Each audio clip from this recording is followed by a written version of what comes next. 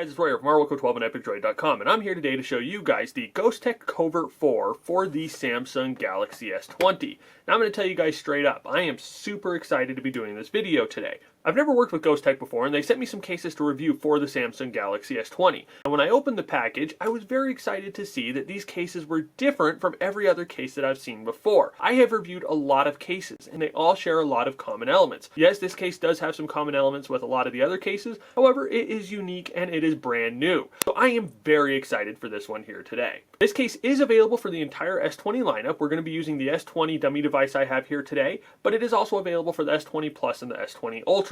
It comes in 3 different color choices, with this clear one, a pink one, as well as a black one. So we're going to put this case on the phone. So to put it on, you're going to put it down face up, and you're going to take your phone, and the first thing you're going to do, if you have a clear case here, is you're going to want to make sure and wipe that off to make sure there's no dust or hairs or any fingerprints or anything that are going to get in the way of it looking good in that case. So once you got it all cleaned off, you're going to go ahead and you're going to take it, you're going to get the power and the volume buttons, and you're going to slide those in first. And you're going to push it down in the corners. And presto, you're good to go. So the first thing I'm going to point out on this case is the grippiness of it. Here on the sides, you do have some textured surface, and it kind of goes in a little bit of an angle, so it fits more comfortably in your hand when you're holding it like this, and it makes it so that those bumps are pressed up against your skin. So it makes it a lot easier to hold and less likely for it to slip out of your hand. Here on the side, we do have the power and the volume up and the volume down buttons. Unfortunately, because this is a dummy device, I can't test those. And because I've never used this case before, I can't attest to their quality. However, I can tell you that using them here, they do maintain that natural clickiness, and I don't think you're going to have any issues. Here in the corners, we do have some slightly raised bumps. Those do provide some additional impact protection. And then as you can see there in these corners, they also have that additional piece there. It is made of a slightly softer TPU, so that if it hits, it's going to hit your case. It's going to hit that, then it's going to hit that small pocket of air before it hits the device, providing you with a ton of impact protection on those corners. Here up top, we do have a cutout for your noise canceling mic, and then on the bottom we have cutouts for your microphone, for your USB-C charging port, as well as your speaker. Then here on the front, we do have a raised lip that goes around the whole front of the case. It goes all the way from the top to the bottom and around all the sides, so when you're setting that face down, you don't have to worry about your screen getting scratched up. Most cases will settle for a piece across the top and the bottom, but this one goes all the way around.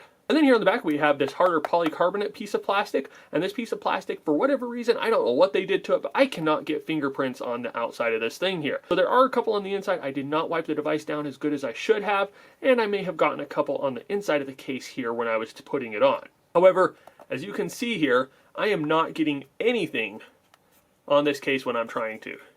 Here on the back, we also have this cutout for the camera, the flash, and the other sensors. This is a nice deep one. It's deep enough where it's going to be protecting your camera but not getting in the way of your pictures. The last feature I'm going to point out here is one of the features that had me the most excited, and that is this kickstand. I really like the look of it, and I like the fact that it's so small and it's so low profile. It allows me to show off the device, and it doesn't get in the way of the rest of the device. Now, that low profile does come with a little bit of a cost. So the kickstand works really well in a landscape mode, which is great because that's how I typically use a kickstand on my cases. I'm not someone who uses a lot in portrait. But when you put it in portrait, you're going to find that that leg likes to collapse. It doesn't stay open because it doesn't open up wide enough for it to be able to support the device at that angle. All in all, I really like this case. I like the look of it, I like the feel of it, I like the protection that it offers, and I like that it's something new.